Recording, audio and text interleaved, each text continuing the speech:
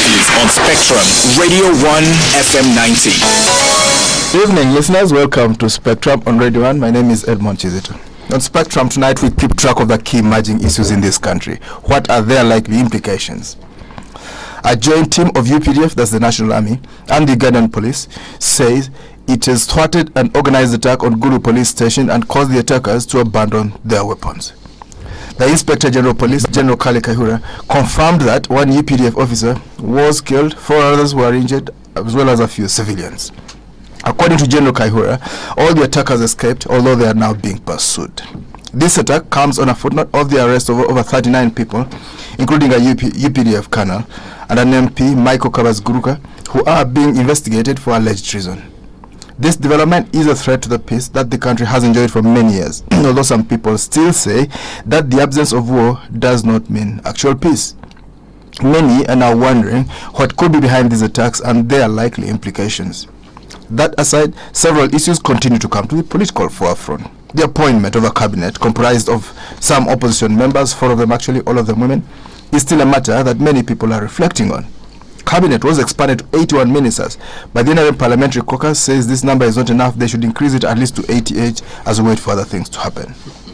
This comes at a time when it has been confirmed that the Ugandan economy is in bad shape, with experts proposing austerity measures, including cutting down on public expenditure. Well, tonight we continue keeping track of the key emerging issues in this country to try and understand what might happen and the implications on governance and national development.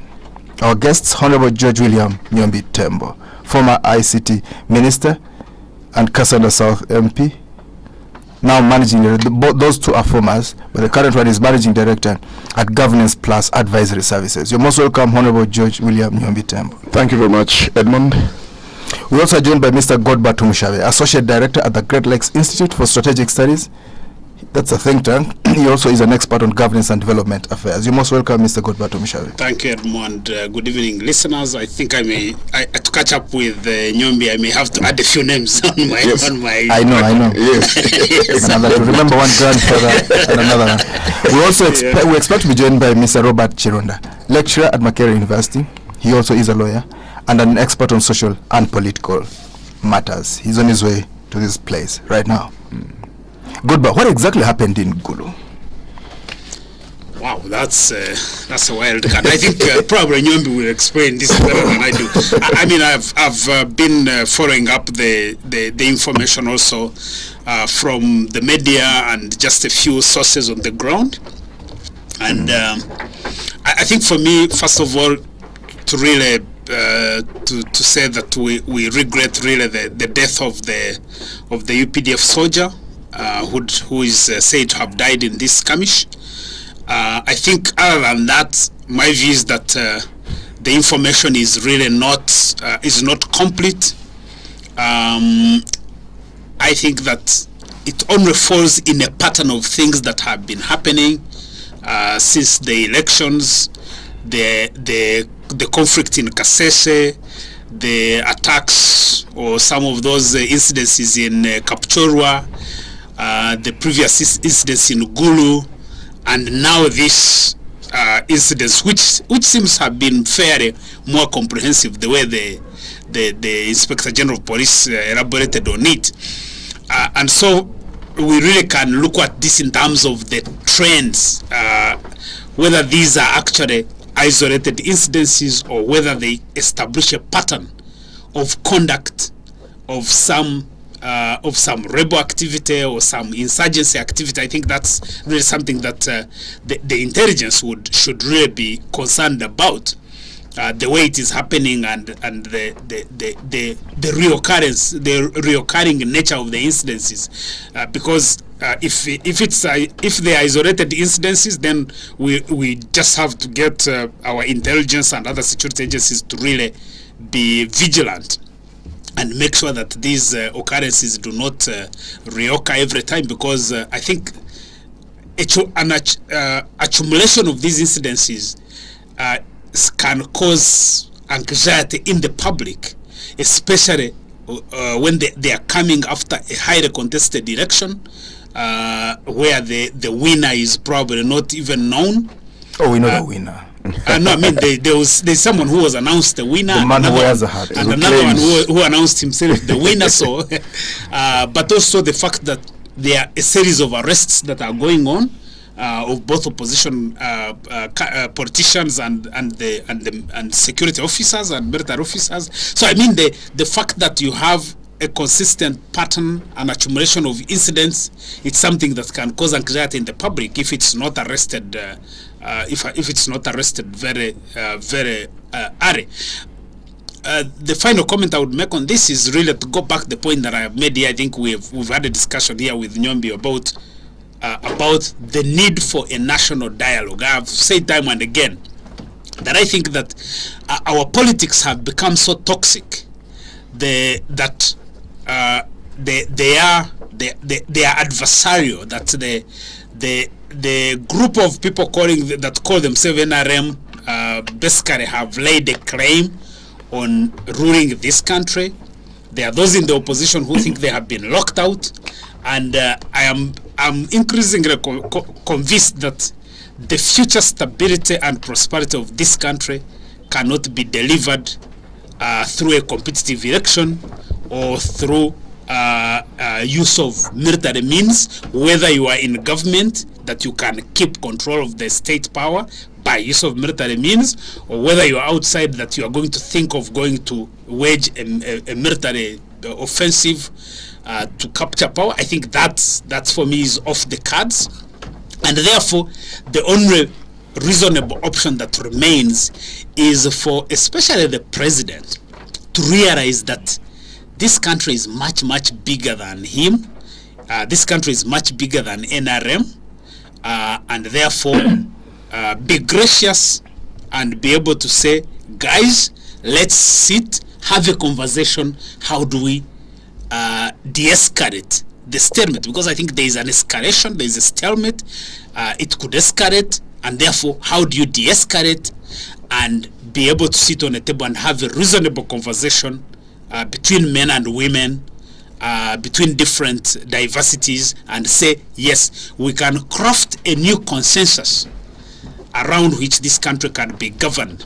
Because as I've said previously, I think that the 1995 consensus is no more. It has completely broken down, and anybody who assumes that we have a constitution that provides the framework for addressing the kinds of challenges that we face is probably living in denial. Let's try to draw some of the patterns. Let's try to draw some lines, the patterns that you're talking about. You mentioned Kasanda. If I can just give introductory.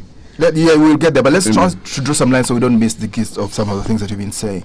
You're drawing the lines between the military interventions, the military attacks, and the politics. Let's look at Kasese. You mentioned Kasese. Let's look at Kapchorel. Let's look at Gulu. Let's look at Entebbe and Kampala. Is there a connection? These soldiers, senior soldiers. But I think before we go there, I should also make introductory remarks, because I may forget what the comments which my brothers were giving on the issue of these attacks. Really, I agree with him that the information available now may not allow us to make some adequate conversation on this matter right now, but we can speak in general terms that this is not new. You remember very well after 2001, I think, you remember People's Redemption Army. Some people thought it was just a mirage until when the personal assistant of one of the presidential candidates was killed by Konyi. Now that one we know. Until when a colonel who had joined that outfit, the PRA, recently, also his body was found when was being treated somewhere in western Uganda. He had joined the PRA. So it's not new. The opposition has always sort of created this deliberate political hysterical hype where they create anxiety in the population, saying that elections have been stolen. And you know, always people want to subvert the state will use such an opportunity to try to do their subversive activities. So for me, I wouldn't get surprised if there are people who who may want to exploit this political hysterical hype that has been created by the opposition to try to subvert the state. You see, the state is a living thing. It breathes, it eats, it sees, it actually eats. It feeds on certain organisms. And now there will always be pathogens who would like to attack it. It must have some inbuilt defensive mechanism to defend itself. The good thing, we congratulate our intelligence services, the military, to be able to nip these subversive actions in the bud before they escalate into full-blown instability. That one shouldn't surprise anybody. There will always be some people, some groups who want to subvert the state, and whenever you create this hysterical hype and anxiety, you give them opportunity to use that situation to do their subversive activities. But we congratulate the UPDF, our intelligence community, the police, to having busted these callous individuals who want to subvert the peace that we are enjoying in the country. And I think this is a lesson to anybody who might be imagining that in Uganda you can use force to express your political views. Here what we are saying, that if you want to express your political views, if you have some agenda, bring it on the table. We discuss it. It's no longer bullets, it's the ballots. Of course the state will always remain with the bullets to protect the state, but another person, be it Thembo, be it who, you can't have the bullets. The state will have the monopoly of the bullets to protect the state, to protect Ugandans. So that for us, others, the Thembos, the Godbers, the opportunity we have is to bring all our ideas we have, whether opposition ideas, on the table, discuss them. We go for ballots. If you are defeated, you have to accept defeat. If you think there are problems, you go to the courts of law. That's the third arm of government. They will judge who's right, and we move on like that. So, to me, in general terms, yes, I'll congratulate UPDF for foiling that subversive activity that was going on, and of course our intelligence community, and of course telling Ugandan that I think the situation is under control. There shouldn't be any cause for alarm. Okay, the situation is under control. Let's draw some lines, Godber. Kasese, Kapchorwa, Gulu. There was in the news earlier today. Another village in the west rejected police. They said you can't protect us. Men arrived with spears trying to attack a police station, and they began to shoot at them. Is this a coherent pattern, or are these isolated incidents, and how do we resolve them? See, that's why I want to, I really, I think I share a different opinion from what Nyombi is saying. Can you try to get the substance of that? We've already shared different opinions. No, there are some areas. By and large. No, because you see, I think the tragedy that this country. But before we get to that level, the incidents that we're seeing, the information you have, does it give us enough foundation to draw lines to pick? No, what I'm saying is that if I was in the intelligence community, I would begin to look for the pattern.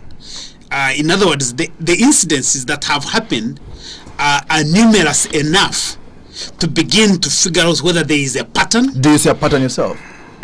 Yes, Air Force man arrested. No, I see a pattern. I see a pattern in the sense that the incidences are consistent. It's almost every other week, probably there is an incident. Now, where you may not be able to, for some of us who may not have enough intelligence, is we may fail to actually link all of them. But at least there is one pattern, which is the fact that these are consistent. And if it is even too early to congratulate the security forces, because the incidences are happening, so they are only responding to the incidences. Secondly, the arrest of these political leaders and some of the military officers, I think that the Inspector General of Police mentioned that even the spokesperson of the police actually mentioned that the arrests were in connection to these incidences. So I think that the pattern is there in different ways. So what I would be really looking at is, are these actually connected? Because they're happening in different parts of the country. So one would want to establish whether they are actually connected or linked in any way wherever they are happening. I think for the country it would be better if they are isolated, but if it is a coordinated effort by some group or groups of people, I think it's something more to worry about than if they were just isolated incidences. But yes, you're asking for the pattern, because I may forget that point of the pattern. Let you conclude and then the pattern. Okay. If I can just conclude this point, the fact, I think the tragedy of this country is that since 1980 elections, we have the same pattern, things happening. So in 1980, the Museveni and his people go to the bush. So since that time, as you have already mentioned, 2001, 2006, 2011, there's all this hyper, as you've mentioned, and whether legitimate or not, the fact that it happens, it causes anxiety, it's a disruption, and therefore, as a country, rather than even congratulating the security forces, which is a good job that they are actually there to do, we need to be asking ourselves, how can we, this country, after over 50 years of independence and over 30 years of NRM, how can we always have the aftermath of the election almost the same?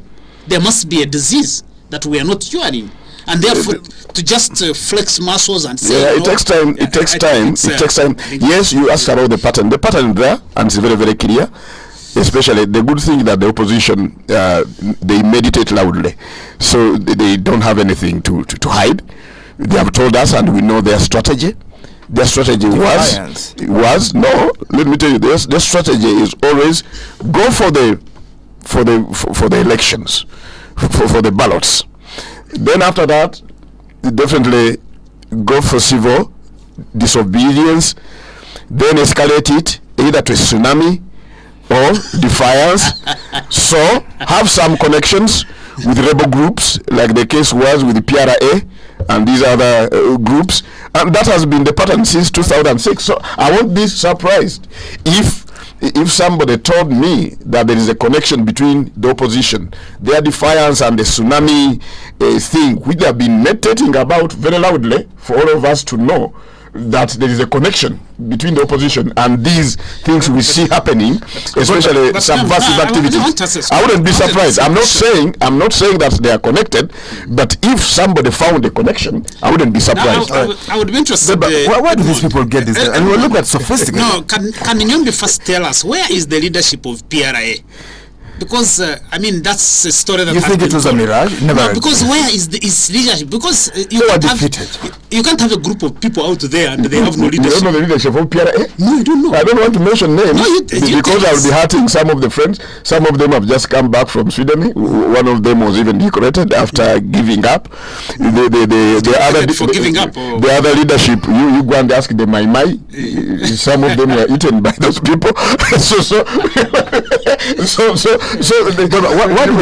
the leadership of the Inspector General of Police was saying these people are attacked this police station to free one of the suspects, a prominent UPC man who had been linked to an earlier attack. Where do they get guns from? This country is littered with guns, I think, because we are in a conflict zone. This country is in a conflict zone from Somalia to Ethiopia, to South Sudan, to DRC, to Burundi. All this is a conflict zone, and I think it's really it's always possible that with this kind of conflict, there's no country which has no guns in wrong hands.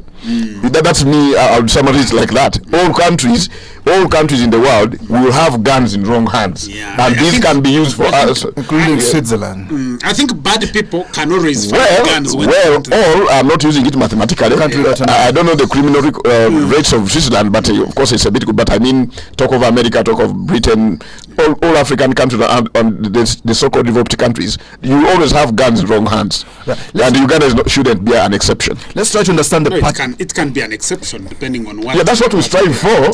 But I mean, that's an international problem. It's a global problem. Let's try to look at the nature of this attack. This is a very daring attack. They attack a police station to free suspects. We've not had these kind of attacks in the past, have we? Well, what does it tell us? What does the trajectory look like then?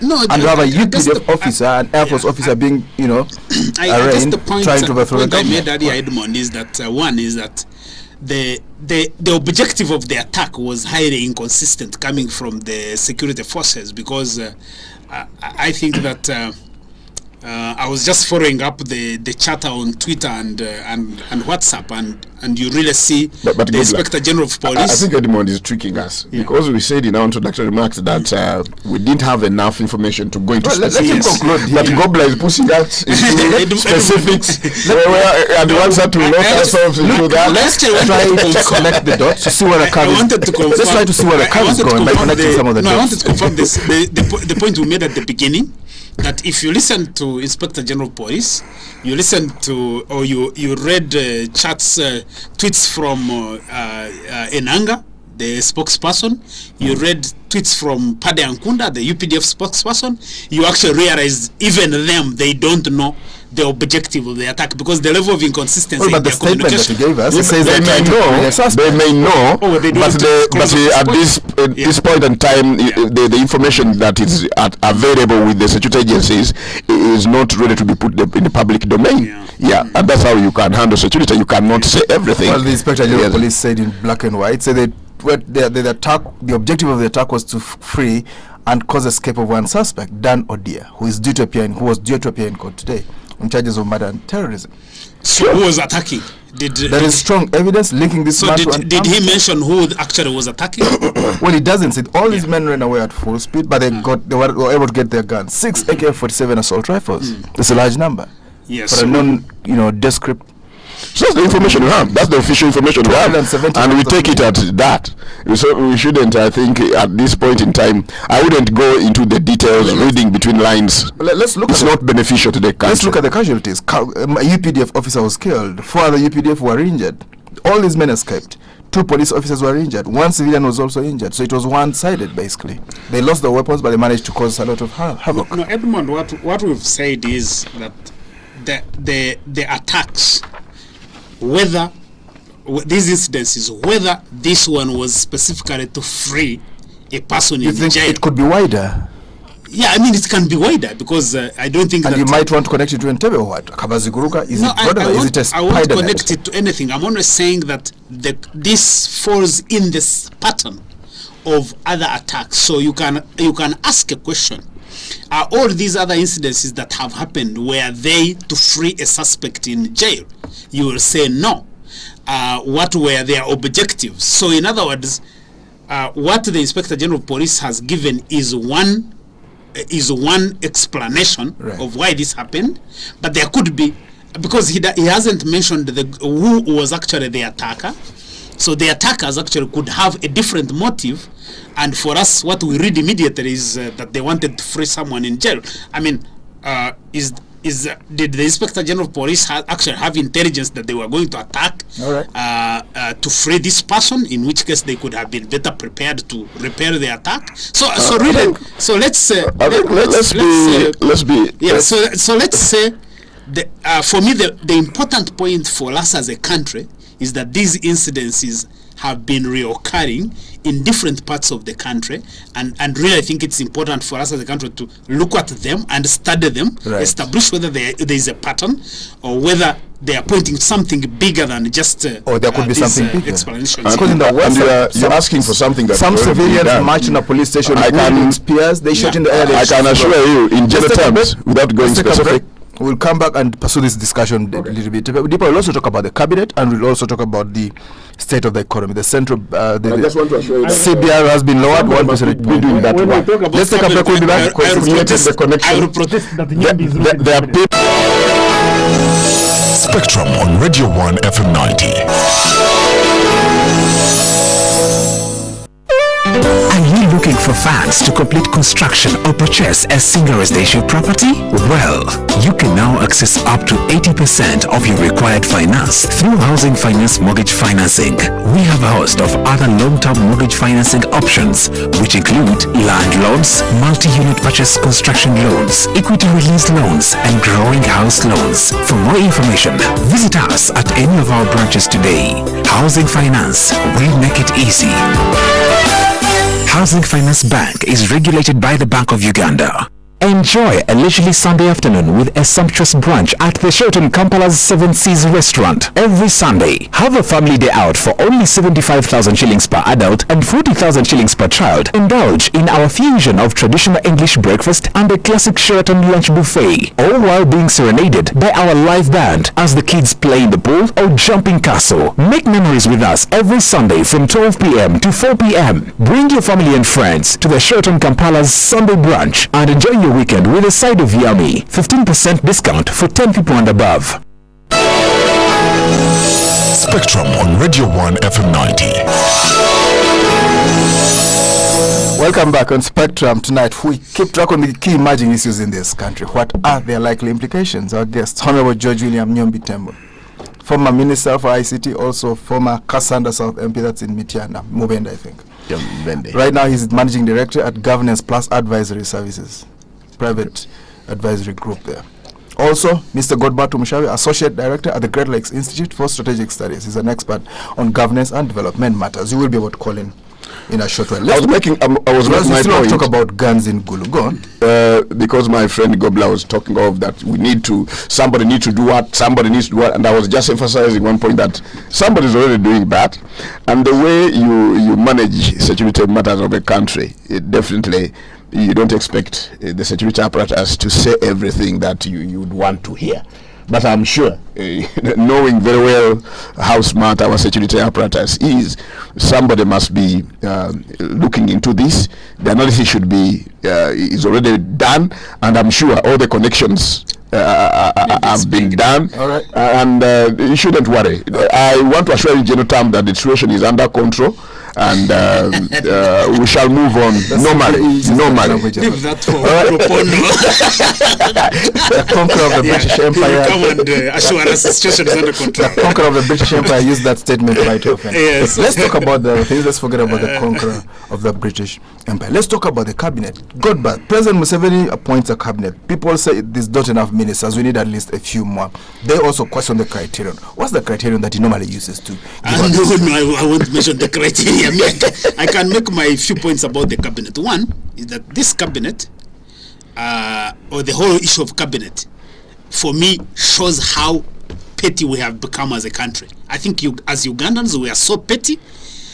We have really diverted from the strategic way of looking at things, and so then all of a sudden you have a president who is besieged by different clans and tribes and religions and whatever, saying ours is not in cabinet. I find it's really, Donald Trump would say incredible. Let me say incredible that Ugandans can reduce their expectations to just having a cabinet minister, and that's what matters to a tribe, to a religion, to an ethnic group. What's wrong with that? No. I think it's too petty, and the fact that we are operating and discussing at that level, for me, I think it really speaks a lot about who we are as a country and our level of expectation. Secondly, I think that we've seen the president time and again appoint this whole bloated cabinet. The last time we had a cabinet of the size that we have now was 1992. That's when we had 80 ministers. At that time there was a restructuring, a public service restructuring exercise. The ministers were reduced to 42.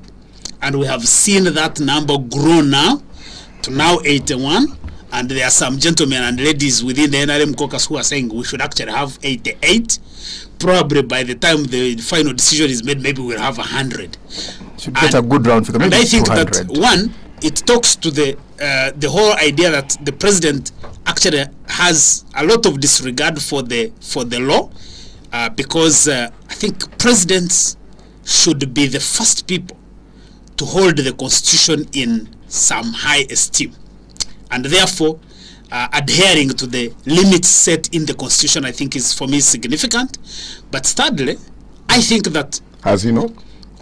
Hasn't he? Can I be protected? You are protected because So my third point is actually that I think that the president also doesn't consider the ministers as being important, because the fact that he throws these guys around, minister for this, I think that he doesn't really think that ministers are such an important group of people, and therefore he can appoint you and you will be there struggling, figuring out what to do as the vehicle moves. Edmund, I have a different view. Why are people posing experiment? I mean, we have a minister for Luwero. Why can't we have a minister for Luwum Street, for instance?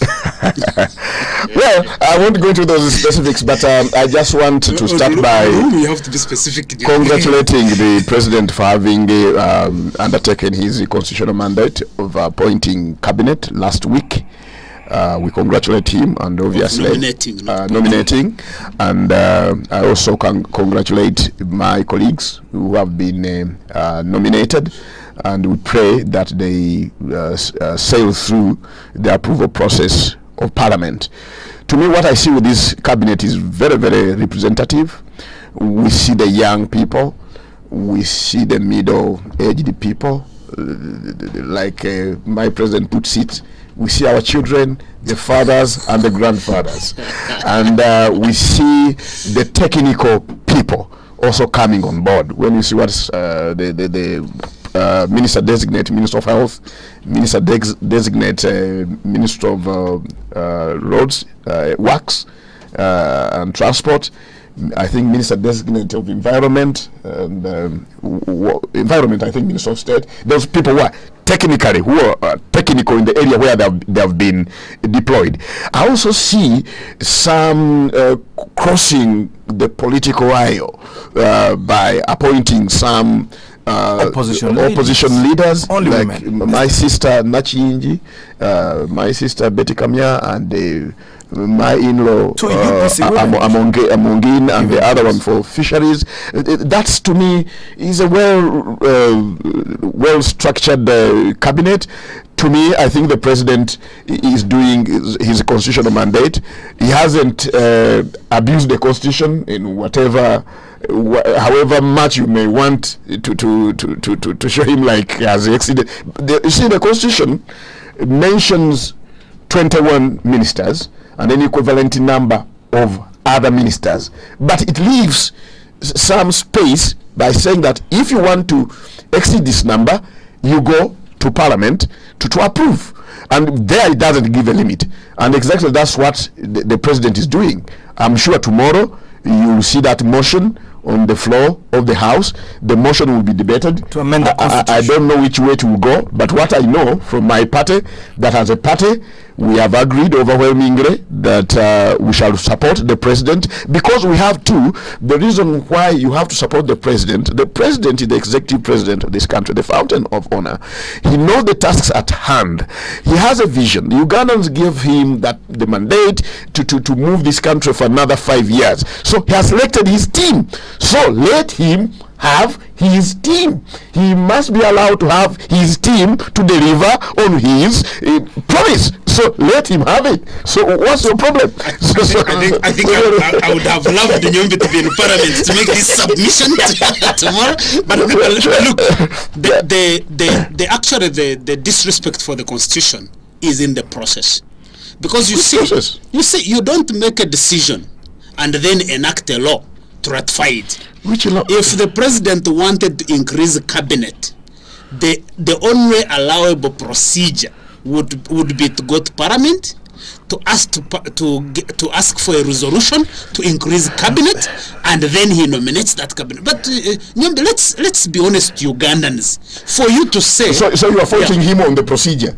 Yeah, I mean, I wouldn't, because to me, the ministers will become ministers after they have been approved by Parliament. But please, and there's no way. Be honest, there's no way even you can start vetting them before that motion. So that's the problem. Yeah, but so you are talking of a commutative property: 2 plus 3 is equal to 3 plus 2. Whichever way you begin with, whether you begin with 2 plus 3, it's not as basic as that. 3 plus 2. It's not as basic as that. The Parliament says there will be a cabinet. I mean, the Constitution says there will be a cabinet. Yeah. If the Constitution didn't say it, you can't just go out there and say there will be a cabinet and then you come to Parliament to make but the Constitution doesn't talk about nominations. Yes, he has proposed. This is the proposal. Right. So the cabinet will be that which would have been approved by Parliament. You can't make proposals. You can't nominate the number of cabinet ministers that are not allowed by the Constitution. But he's going to Parliament. He's going to Parliament for approval. Not even retrospectively. There's no retrospectivity here. I don't, because he has nominated, knowing very well that he will go to Parliament to ask them to allow him to have the numbers he wants to deliver on his work. Let's get the context of the economy. We had the budget as well last week. What's the outlook like? Are we going to grow the way we're supposed to grow? And what are the dynamics? Are we spending money where we're supposed to spend? Are we putting it where our mouth is?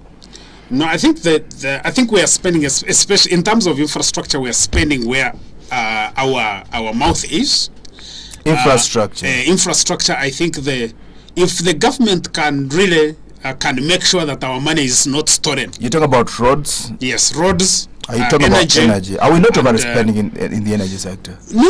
I think we need hydropower. This country needs to be powered. It needs to be lit. But it's extremely expensive. We're spending on infrastructure. The US, when they invested in the infrastructure, they got a 6-fold return. We're getting a lower return. For every dollar, we get 70 cents. No, but you see, that's more to do with the efficiency with which government operates. Well, does that not put a question mark on our application? That has been some of us. That has been our argument that. With the amount of money we are spending, if we had a more responsible and efficient government, we would actually get a higher return on our investment. Let's look at the efficiency. The US got $6 for every dollar spent. Yes. We are getting less than $1, so we're really losing money. Should we not leave that money in the bank? Should we borrow it at all? So what do you do? Because first of all, you have a government that is known for big spending, that is known to be corrupt, and that's all you have to work with. What's that measure you're talking about? I want to be clear on this. In the US, yes, please, over a long-term period, they invested $1 in infrastructure roads, interstate roads, and they got $6 for every dollar they invested. They got $6 in infrastructure. Yes, especially which infrastructure? The roads, road specific interstate roads. Definitely. For us, we're investing $1, we're getting 70 US cents in the infrastructure. Yes, that shouldn't surprise you. That shouldn't surprise you because because when you look at our infrastructure. For example, yes, we need these roads, but are we using them to capacity? And will you wait until when you are going to use them for capacity? You are building roads. It's only in the towns here.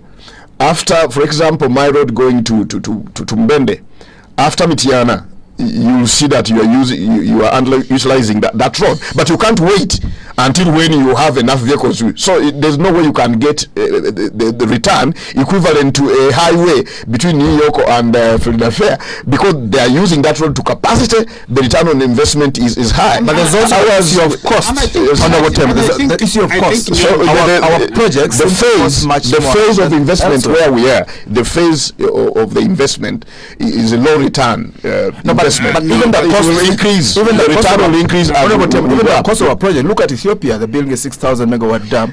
You are comparing incomparables. Ethiopia and Uganda hydropower. You are comparing the incomparables because I've had even people comparing Ethiopia with what, but the land tenure system in Ethiopia is different. Most of the land next to the tenure system is much different. The labor dynamics are different. Yes, the labor dynamics are different. So really, comparing projects sometimes is not easy. You have to do a lot of adjustments in order to arrive at real comparable figures.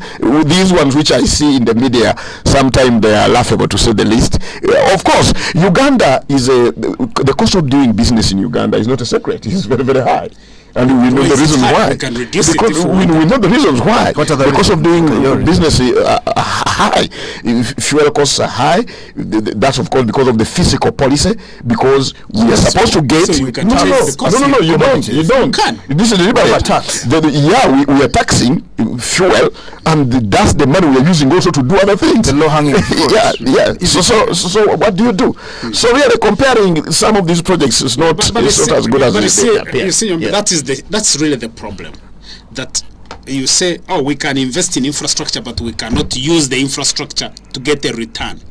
When you have high cost of doing business, the policies of government must be focused on bringing down the cost of doing business, because it's not enough for you to go invest in infrastructure I think then the chief kill executive business. is talking himself hoarse about this matter. That's why all of us know that our electricity is highly this has nothing very, very expensive. It has nothing to and do already with talking. we have a plan of reducing the cost of electricity. I like NRM with its plans.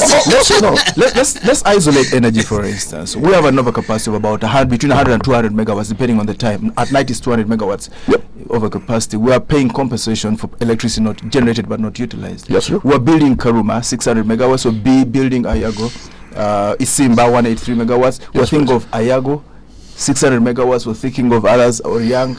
With a lot of that's what I'm telling you. Sell this electricity. You don't. These infrastructure projects, you don't look at them in the short run.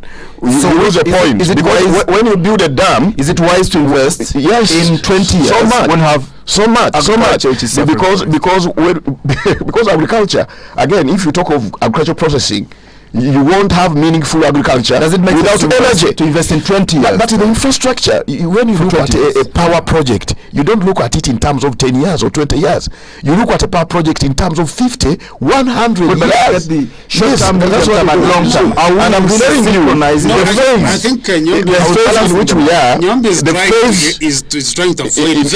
Is trying very hard to avoid your point. The phase in which we are is a phase where you will get low return on investment. Let's hear from but of course, tactically, in the long run, you definitely recover the cost. Well, some people think we are over investing in energy. Let's hear from the No, I don't think so. This is Spectrum. That's what the World Bank was telling us. That we already have power. We already have overcapacity. 031. It's not bad. 260, and we're paying compensation. 031 260 390. 031 what it does. 261 390. 0312262 You can call in now and discuss this matter with our guests. You see, investments are about perceptions. When an investor hears, investments are about economics. No. They're all about economics and expectations. Yeah, expectation is expectations. That's why is a very, very, very important factor in economic in investment decision. You don't just go there and I want to be clear on this. I'm an economist. Yeah. Expectation, the listeners, very big factor. Spectrum decision making in investments. Hello, let's hear from the caller. Hello. Yes.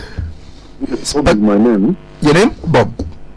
Yes, and my main concern is about that conversation that Godber was talking about, and that Mr. Thembo was agreeing to, that we need to have a conversation, or we've had conversations, because every after an electoral cycle, things go wrong, and there are very important issues to talk about.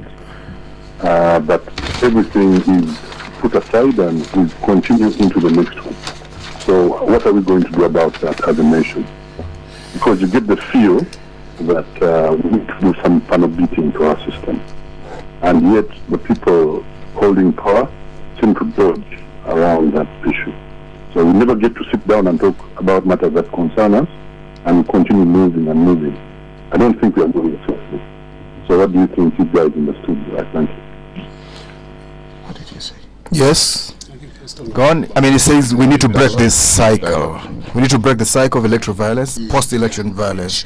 We need to adjust the system. Godber, what would you say? How would you adjust? You've spoken about this national dialogue. No, I think people have been singing songs about it. I've spoken about it as the honorary. I think the honorary feasible and sensible way of resolving our current stalemate. People on the NRM side really don't want to even imagine or believe that there is a stalemate. I think it's there. How do you quantify that stalemate? Is it the attacks on police officers? Or? No, it could be. It is these attacks. It is the fact that every elections. Let's take this caller. Hello. You live on Spectrum, friend. Your name? Yes, my name is Keith. Keith. I'm calling from Nigeria. All right, Nigeria. Just a simple question to Honorable Nyombi. I'm into business. I appreciate what you're saying. Business in the early stages is always going to not to make much profit. But the NRM has been in power for 30 years, coming to 35 now. Which business has NRM done for this country that is now making profit? Thank you. All right, complex one there. Yes, Honorable Nyombi Thembo. You can decide. Well, I don't think we are talking about profits. I make a difference between profits and return on investment. They are not analogous. They are not one and the same. You know very well that we liberalized the business, we privatized. NRM no longer does business, except where now we are thinking of going into strategic interventions, where we want to incubate certain kinds of strategic businesses under UDC, after which they will go on the stock exchange and be owned by the majority of the people. Which business have we ever made that makes profits? Definitely, if you are to take Uganda as a business entity, as a country, you just look. Don't go into its profit and loss account, because in national accounts you may not have that, but you may look at our balance sheet. I'm sure dividends. I'm sure if you looked at our balance sheet is in a very, very better shape than what it was some 20 years back. Itemize the scorecard for us. And itemize it for us. Definitely in all aspects of socio-economic aspects, we are better off than what we were some 10, 20 years back. The national statistics are there to prove that. So look at the national balance sheet. Even if you took Uganda as a company, as a going concern, and you went into, if it was a company, you went into a profit and loss. Seriously, you may say we are making losses, but there was, when I was teaching economics in high school, there was always a very interesting question that why would companies continue operating when they are making losses? Yeah, it was a good question. Which was really trying to teach our students that making losses is an issue, but sometimes when you reduce on losses, it's like you have made profits, especially when you are covering your variable costs. So if you looked at the macroeconomics of this country, really we are doing far much better than what we were some 20 years back. Of course, a lot is still to be done. We need a lot to be done. For example, I'll tell you this, because some people say we are just puppet, we just talk. Sometimes we are concerned. This stagnancy of tax GDP ratio at 13.2% makes me sick. Yes, it makes me sick. We've stagnated at this for the last, I think, 8 years. The African average, I think, is 18%. And actually, somebody said, if we are collecting 18%, by the way, we wouldn't need even to borrow. We wouldn't need to borrow. We would cover our budget. And already you see, in our budget, we are paying 6 trillion, I think. 6.4 trillion on interest payment. Of course, there is some information. There is a footnote which I think will be in the background to the budget to unpackage that figure to show some of this. It's not all interest payment, but it's something that is a figure that worries, that looks at the economics of the country. But to answer Keith's question, really, our balance sheet is far much better than what it was some 5 years back. Even if you were to say that we were making losses, we've reduced on our losses to the extent that you can see the kind of people now we are attracting in this country. I was talking about expectation when Godber cut me short. Expectation is a very, very important factor in this in investment decision making, especially with energy. I'll go for specific on energy. Any investor who hears that there is energy surplus in Uganda, that is an incentive coming here, and of course that gives you expectation that really these high cost of energy will come down, because when you start seeing surplus, investments are still fresh. When you still see surplus of any commodity, you expect the price of that service or commodity to go down. So that's an incentive. So to me, we should continue producing power, because somebody was saying, and I think Godber will agree with me this time round, that if our binding constraints were broken somehow by only 40%, the speed at which this country can move, which are the constraints? all these other infrastructure, for example, energy has been. Let's talk about agriculture. Is it getting the money? Culture, is our working culture, money being spent where it's supposed to be spent in agriculture? Where should we be throwing our money? I think so. In agriculture, we have increased the money there. I have a few problems there which I will discuss with my party, but I think it's good. We've increased the expenditure in agriculture. We need now, really, especially the issue of seedling. I fear that money to be increased, only to end up on fake seedlings. Some people will get seedlings made out. But I think the president had delivered on his promise, because he said he will increase expenditure in agriculture, and we have seen it happening in actual terms. But we are worried. As an economist, I'm worried. Does the agriculture ministry have the absorptive capacity? Will it be able to absorb? Some of the seedlings are made of clay. And when I talk about absorptive capacity, I talk about functional absorptive capacity, not this callous one. I can see Nyombi trying to make sure that I don't say anything before you close. Yes, Godber. Some of the seeds I'm somebody who always want to. Two quick points. One is that the challenge that we've had with Nyombi and his colleagues is always to judge our success by referring to the past. The point of reference is where we have come from and not where we should be. I think that if we, as a country, if we did the right things, if we offered the right leadership, we took the right decision, cut down this bloatedness in government, right, I think that this country would be ready to fly. Okay. But I think that but you know that public administration, as a percentage of the budget is going down. Our system is actually the biggest binding constraint. Our governance system is the biggest binding constraint that we have today. Our time is up. Thank you very much indeed. Our guests tonight, Honorable George William Nyombi Thembo, former Minister for ICT, also former Member of Parliament for Kasanda South, now Managing Director at Governance Plus Advisory Services. Also Mr. Godber Tumushabe, Associate Director at the Great Lakes Institute for Strategic Studies as a think tank, also an expert on governance and development matters. Thank you for tuning in and being your host, Edmond Chizito. Spectrum will be back tomorrow. Up next is the news in English. What does it take to open your business to the world? First, you need a decent website.